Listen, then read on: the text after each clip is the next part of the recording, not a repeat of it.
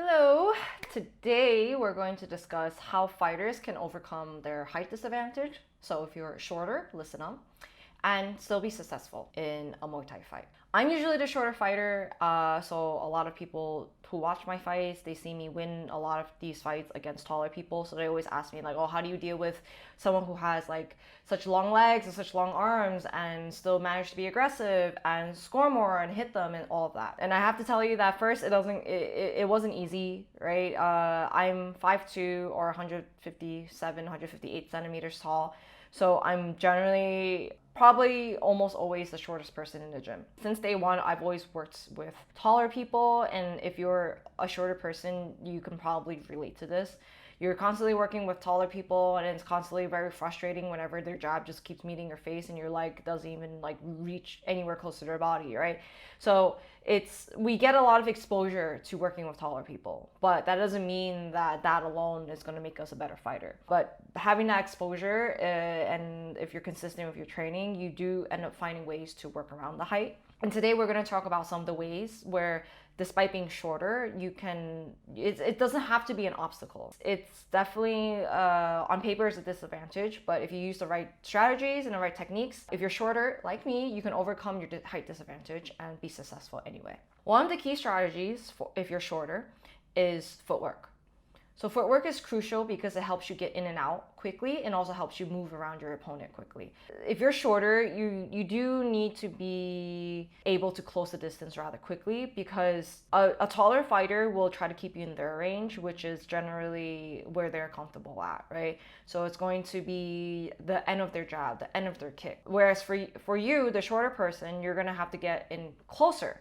So the end of my jab and the end of my kick is going to be at a much shorter distance than someone who's a head taller than me, at least at the general proportions. So something that you can do during training, sparring, you start moving laterally, right? And don't just move in and out, but move side to side.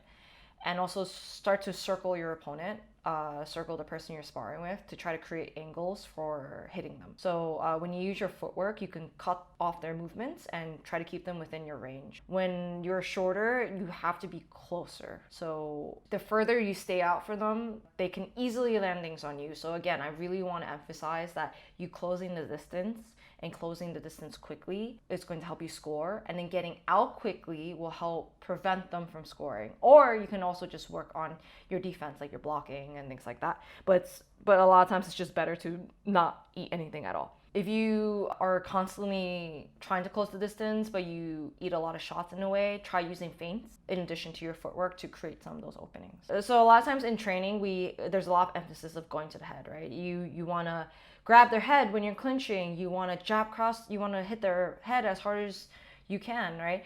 If you're shorter and there's a very big height difference, it's going to be harder for you to reach up towards their head.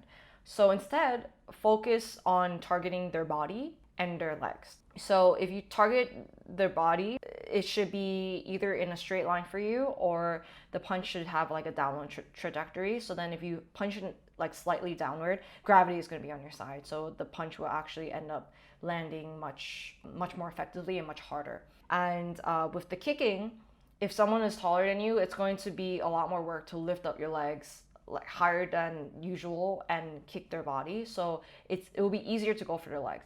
I'm not saying don't hit their head, don't hit their body, right? That's not what I'm saying. I am saying that it's going to be easier for you to hit their body and hit their legs. So when formulating a game plan, this is something you want to keep in mind. And again, because when you go down in the downward trajectories for a low kick or a body punch, is more effective due to your height and because of gravity being on your side.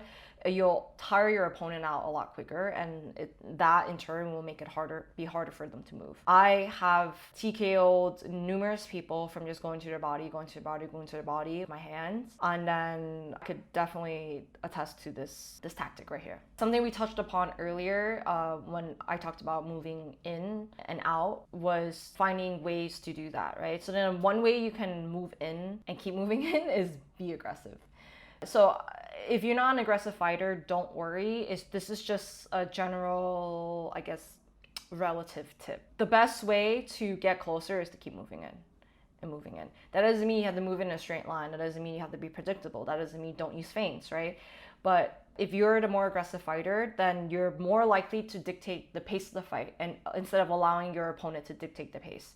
So if you're shorter, then being more aggressive will help you take control of the fight, and it'll help you get in your range and get in your rhythm. And we all know that if you don't get a chance to breathe, or if your opponent doesn't get a chance to breathe, it's going to be very hard for them to hit you back effectively. Therefore, onto my next point, therefore, it's important for shorter fighters to have good cardio. When you want to be more active, when you want to move more with your feet, getting closer, be more aggressive, you just naturally need to do more, right? You need to move your feet more, you need to more volume of strikes, so on and so forth. You need to do more thinking.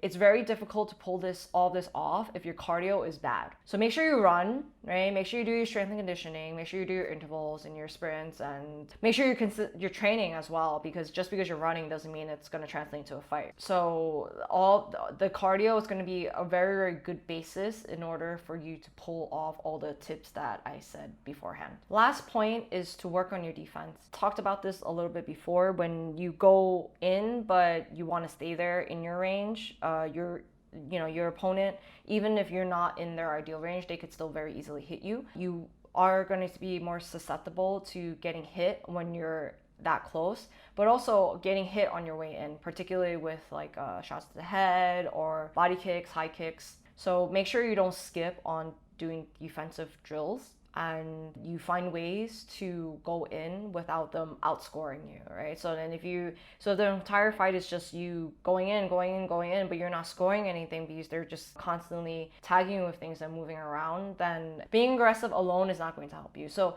practice your defense, blocking, slips, parries, catching, throwing, things like that. And always keep your guard up, keep your hands up. You don't want to be the aggressive fighter, and your chin is up and your guard is down. That's a very, very bad combination. So wrap it all up, being shorter can be a challenge, but it doesn't have to be a disadvantage. So remember that height and reach, they're just two factors in a fight. And there are so many other factors like technique, strategy, heart, conditioning. All those things can make a big difference between winning and losing. So if you're a shorter fighter, I hope you can take the tips that I gave you today and apply them into your next training session and all your training sessions going forward.